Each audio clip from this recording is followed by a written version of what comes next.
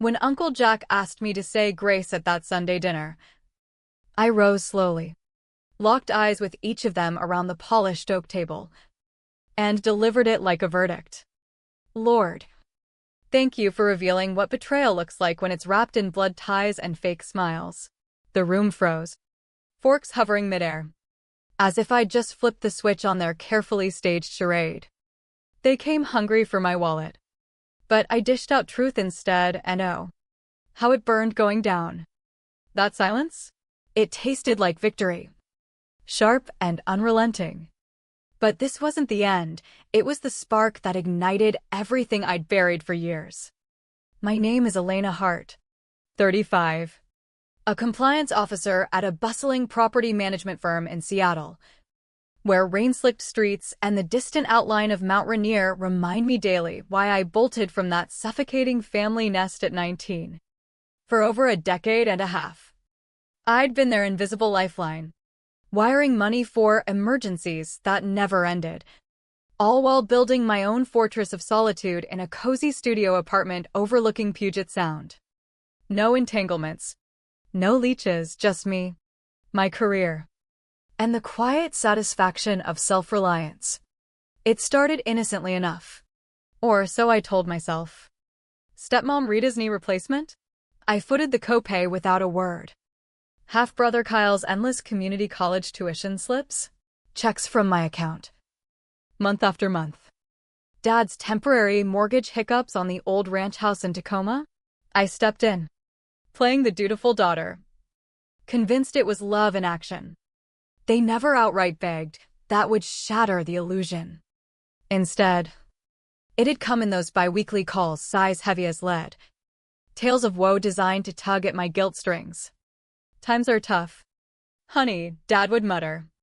And I'd transfer funds, feeling like the hero. But heroes don't get drained dry, they get wise. And wisdom hit me like a freight train that rainy Tuesday afternoon, buried in lease agreements at my desk, when my phone lit up with a fraud alert. A new credit line in my name. Approved and already racking up $4,500 in charges. My heart slammed against my ribs as I dialed the issuer. Voice steady, but hands shaking like leaves in a storm. The mailing address isn't yours, the rep confirmed after endless verifications. It's 892 Willow Creek Lane. My childhood address, the faded blue house where Dad, Rita, and Kyle still schemed under one roof. Nausea rolled in as I yanked my credit report, 3 cards total. Opened stealthily over 6 weeks, totaling $12,000 in debt. Spa treatments, gadget hauls, dining splurges, Kyle's fingerprints all over it, financed on my pristine score. The betrayal sliced deep. Not just the money, but the violation of trust I'd foolishly extended. Growing up as the responsible one meant I fixed messes quietly. No drama. So I didn't explode. I brewed coffee, booted up my laptop, and built a case like I would at work. Timestamps, logs, patterns.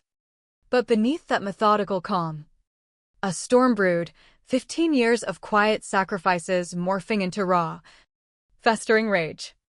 They didn't love me, they harvested me. As I pieced it together, Dad called, his tone oily with false warmth. Hey, kiddo. Rita's throwing a family barbecue this weekend at Aunt Martha's. Kyle's got big news about a startup idea. Be great if you could make it. I glanced at the screen glowing with their deceit. Startup. Huh? Sounds promising. My voice was ice. We'll chat finance, you're the expert. After all. He chuckled. Oblivious. After hanging. I stared at the sound's choppy waves. Realizing distance hadn't shielded me, it made me pray. Successful. Solitary. Ripe for plucking. They wanted a gathering? I'd serve one they'd choke on. The drive to Aunt Martha's suburban spread that Sunday was a gauntlet of resurfaced wounds, every milepost a reminder of forced holidays and unspoken debts. I arrived in tailored slacks and a blouse that screamed confidence. Not confrontation. Rita enveloped me in a hug that reeked of perfume and pretense. You look so put together. Dear. Still climbing that corporate ladder. Inside. The air hung thick with grilled burgers and ulterior motives. Dad lounged on the patio, beer in hand, rising for a perfunctory pat. Looking sharp. Elena. Prosperity suits you. The word landed like a hook. Kyle slouched in, casual in ripped jeans, flashing a grin too rehearsed. Sis, glad you made it. We settled around the picnic table, plates piled high, as if normalcy could mask the rot. Aunt Martha steered the talk. Kyle. Spill about your venture. He launched in. All buzzwords and slides on his tablet, an app for personalized fitness coaching. Projections gleaming like fool's gold. No mention of the gear he'd bought on my dime. Just need seed money, he wrapped up. Eyes pleading. $30,000 covers development. Marketing. Beta testing. Rita chimed in. He's crunched the numbers, show her. Kyle. Spreadsheets materialized. A polished ambush. Dad nodded approval. Martha beamed. It was theater. Scripted to guilt me into compliance. Ambitious, I said, slicing my burger methodically. But I keep family out of finances. Personal policy. The air thickened. Smiles cracking. Policy. Rita's tone sharpened. Family doesn't do policies. We support each other, like you always have. Like after Mom passed? I countered, the words escaping like steam. Dad stiffened. That's water under the bridge. This is about Kyle Schott. Right. His future.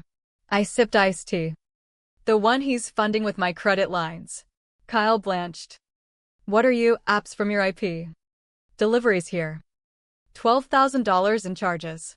I listed it coolly, watching them unravel. Rita feigned tears. How dare you accuse us? Sit, Dad barked. We'll hash this rationally. Rational adults don't forge identities, I shot back. Kyle cracked first. It wasn't stealing. I'd repay once it launched. Admission sealed it. His face twisted. You've got it all job. Pad. Freedom. What's a few grand? Not about cash, I snapped. It's the betrayal. Heading out. I spotted a statement on Martha's counter, my name. Their address. Snap, photo evidence. Aunt Martha was complicit. Turning back, next weekend. Same spot. I'll lead Grace again. The ride home fueled my fury. I called Tech's pal Derek for a deep dive. My attorney Lisa for strategy.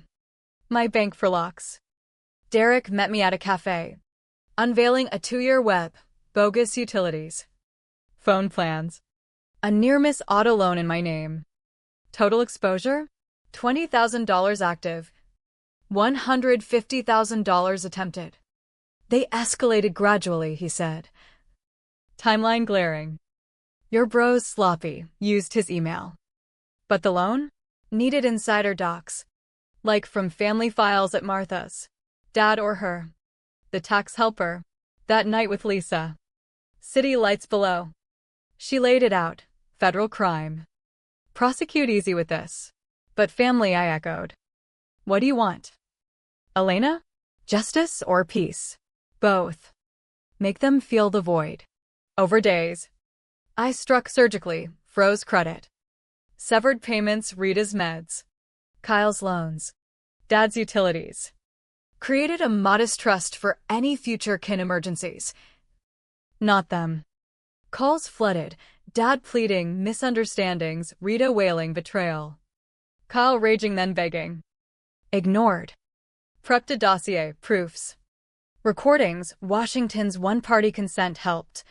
Timelines. Even pie, Mom's cherry recipe Rita claimed. Trojan treat.